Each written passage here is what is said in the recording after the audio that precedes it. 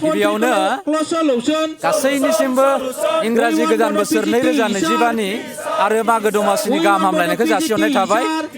नैबे दिनै बिश्वनाथ जिल्ला बेंगिरिनि मावखुलि सेराव बिश्वनाथ जिल्ला दुलाराय बर' फरायसा आफादनि बानजायनायाव खुंफुंनाय 3 घन्टा सुबुं खुद्रिसारनाय हाबाफारि, बे हाबाफारियाव जोंबो बिश्वनाथ जिल्ला बर' थुनलाइ आफादनि जानानै बाहागो लाफैदों।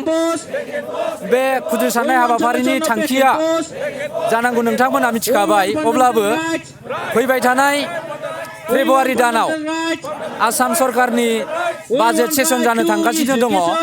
दा बे बाजेट सेसनाव जाहाथे बर'नि माखासे जेंनाफ्रा सुस्रांजायो बा बाजेटआव फैफायो, दा बेनि थाखाय आसाम सरकारखौ नोजोर बोहोनो थाखाय दिनैनि नैबे हाबाफारिखौ लानाय जादों। दा बे जाहैबाय जोंहा बर' बिजोंनि जेंनाया दासिमबो सुफुंजायाखै। जेरैबायदि जोंनि बिश्वनाथ जिल्लानि सिङाव थानाय गोबां भेन्सार फरायसालिफ्राव सासेल' फोरोंगिरि आरो फोरोंगिरि गैयाबासिनो सोलिनो गोनां जादों।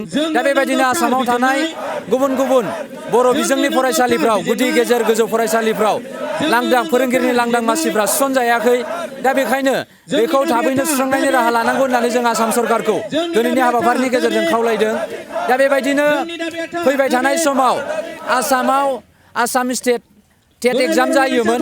दा बे टेट आनजादखौ बोखारनानै सिटेट आनजादखौल' खुंफुंनाय जासिगोन होननानै जों खोनानो मोन्दों।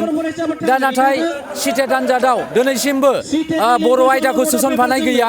दा बेखायनो बे सिटेट आनजादाव बर' आयदाखौबो मोनसे गिबि लेंगुवेज हिसाबै लेंगुवेज 1आव बर' रावखौबो एसामिस लेंगुवेज बायदि सोसनफानांगौ होननानै जों दाबि खालामदों दिनैनि बे हाबाफारिनि गेजेरजों। आरो बेबायदिनो एससिआरटिआव बर' लेक्सारार एबा बिबुंगोरा सोसननांगौ होननानै जों दाबि खालामदों। आरो बेबायदिनो गासै गं 35 मडेल बर' गोजौ फरायसालिखौ थाबैनो गायसननानै होनांगौ होननानै दिनैनि बे हाबाफारिनि गेजेरजों जों आसाम सरकारखौ खावलायदों। आरो बेबायदिनो बिटिआर गोरोबथानि 6.3 दफा बायदियै बिटिआरनि बाहेरायाव थानाय जेसेबां बर' बिजोंनि भेन्सार फरायसालिफोर दङ, बे भेन्सार फरायसालिफोरखौ दफा बायदियै थाबैनो सरकारि खालामनांगौ होननानै जोङो दिनैनि हाबाफारिजों आसाम सरकारखौ दाबि दैखांदों।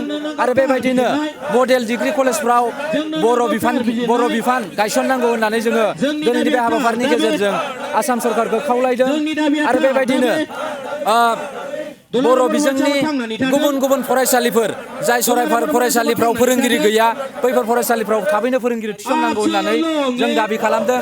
आरो Assam textbook production and publication limited, बेयाव लांदां जानानै थानाय एकाडेमिक अफिसारखौ थिसननांगौ होननानै जों दाबि खालामदों। आरो सेबानि एबा दा गोदानै दाजानाय एसएफ, बे एसएफआव माने गोदानै जिथु लांदां जानानै थानाय बर' बिफाननि एकाडेमिक अफिसार, बे अफिसारखौ थाबैनो सोसननांगौ होननानै जोङो दिनैनि बे खुद्रिसारनाय हाबाफारिनि गेजेरजों आसाम सरकारखौ खावलायहरो। दिनै दुलाराय बर' फरायसा आफादनि बिथोन बायदियै बिश्वनाथ जिल्ला दुलाराय बर' फरायसा आफादाबो बर' बिजोंनि जि समस्या, बै समस्याफोरखौ लानानै आसाम सरकारनिसिम जि 3 घन्टा खुद्रिसारनाय हाबाफारि बेखौ लानाय जादों। दा बेवहाय जोङो बर' थुनलाइ आफाद, बर' फरायसा आफाद आरो बर'नि जे माहारियारि आफादफोर, जों जथायै दिनैनि बे 3 घन्टा जि खुद्रिसारनाय हाबाफारि बेखौ जोङो लानाय जादों। दा बेवहाय गुबै थांखिया बेनो जे जोङो दुलाराय बर' फरायसा आफाद, बर' थुनलाइ आफादा जथायै आसाम सरकारजों जेरैबायदि जोङो बर' बिजोंनि जि सोलोंथाइ, बे सोलोंथाइखौ लानानै सावरायलायबाय थादों। आरो बे सावरायलायनायनि गेजेरजों जोंनो आसाम सरकारा माखासे माइन'ट्स होदों। दा बे माइन'ट्सखौ लानानै जोङो सावरायलायदों।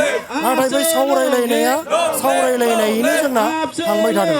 दा बै सावरायलायनायनि गेजेरजों जिफोर माने माइन'ट्सफोर ओंखारबाय, बै माइन'ट्सखौ लानानैनो मावफुंजानांगौनि थाखाय, थाबैनो मावफुंजानांगौनि थाखाय जोङो दिनै दुलाराय बर' फरायसा आफादा बे हाबाफारिखौ लानाय जादों। दा बेवहाय गुबैयै जोङो गोबांथार बाथ्राफोरखौ लानानै, गोबांथार बिथांखिफोरखौ लानानै जोङो दिनै हाबाफारिखौ लानाय जादों। थिग बेबायदिनो जुडिसियेल सार्भिस एग्जामिनेसनाव जोंहा बर' आयदा गैया।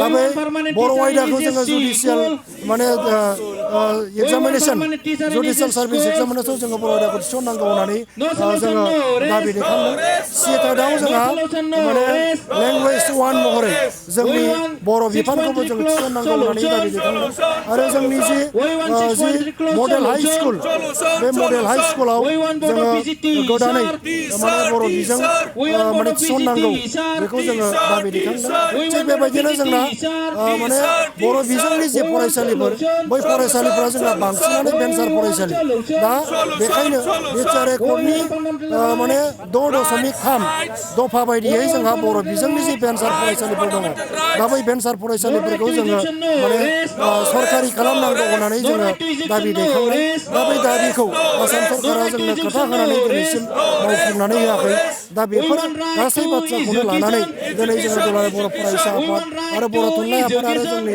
माहारियारि आफादफोरा जथायै जोङो बेखौ जोङो दाबि दैखांदों आरो एससिआरटिआव जोंहा बर' बिफाननि जि फोरोंगिरि जोंनो नांगौ दा बेबायदियैनो जोंनाव बर' बिजोंनि जे फरायसालिफोर बे फरायसालिफोराव जोंना दिनैसिमबो माने फोरोंगिरिनि जि लांदां मासि जानानै दङ दा बै फोरोंगिरिनि जि खालि जानानै थानाय जि मासि जि पस्ट बेखौ आसाम सरकारा थाबैनो जोंनो सोसननानै होनांगौ नाथाय खोथा होदों आसाम सरकारा जोंनो थाबैनो खालि लांदां जानानै थानाय जे बर' बिजोंनि माने फरायसालिनि फोरोंगिरिफोर दा बेखौ सुस्रांनानै होनायनि बाथ्रा बुंदों नाथाय बिथांमोना बाथ्रा बुंनानैनो जोंखौ माने दाय एरायनानै थाबाय थानाय जोङो बेखौ नुदों दा बेखायनो दिनै बे गासै बिथिंखौ लानानै जोङो दुलाराय बर' फरायसा आफादा दिनैनि समाव माने आसामनि सिङाव थानाय मोनफ्रोमबो जिल्लायाव जोङो बे 3 घन्टा आसाम सरकारनि एगेन्स्टै जि खुद्रिसारनाय हाबाफारि बे हाबाफारिखौ जोङो लानाय जादों